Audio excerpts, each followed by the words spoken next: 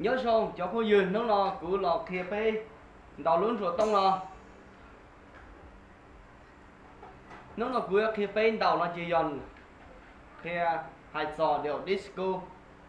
cuốn đầu đều disco nó pe sợ đời tông long giờ lên thì sát cỡ lo cú cỡ tao vì nó có hai tia cú chỉ được rất sợ thì sẽ cú làm đầu thế nó chỉ ở pe sợ đời si cho sai giờ lên thì sát cỡ nó chỉ với mình cỡ lo nè.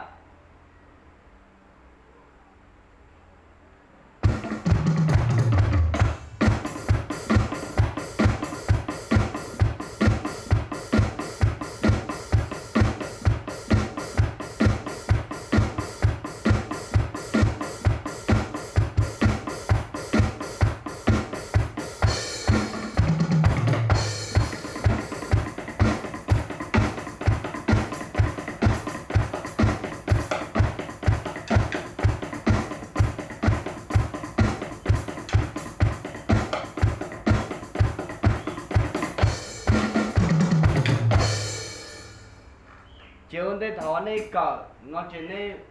慢慢倒呢，慢慢倒，那倒里家了有领导，lúc nào chỉ muốn hài lòng muốn sử dụng rõ là ya, chỉ thầu tư giờ bên sĩ trồng giống câu nó chỉ muốn sử dụng rõ là.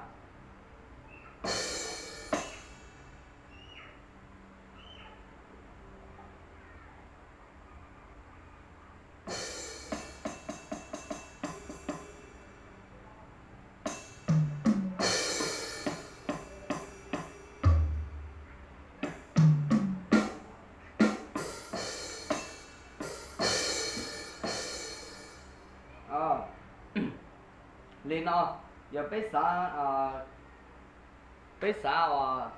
chỉnh chỉnh lúc nó chỉ nhớ là nó là chỉ bé chỉnh lúc nó bé cay là tao là bé xử lý bé sau là tao bé chế cho số này bé mới cho là bé nhiệt độ từ chỉ mới bé mới cho sau xong là nó nè. Nếu mua cẩu lúa rồi biết sau biết sĩ ta cẩu lúa về cuốn xe về đậu thầu đó.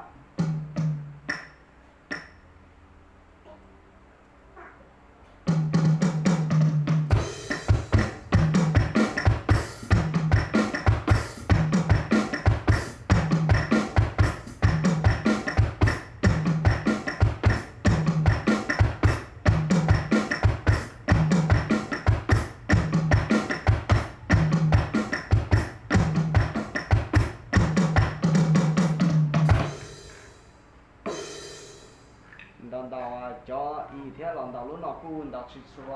trào thế này ạ, kiểu bé sẽ được xã cả là cả tao,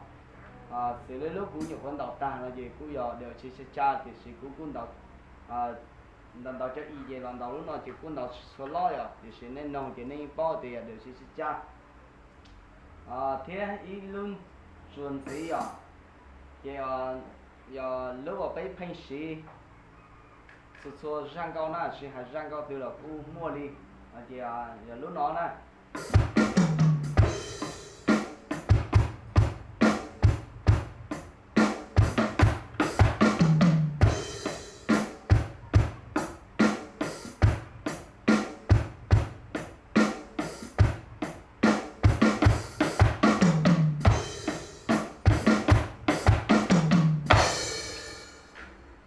Giờ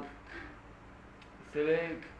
cú lần đầu mình chỉ là đi lên từ xa, xào nó chỉ với mình xào tao, thì bé xin đồ lì lúc xí hả nè.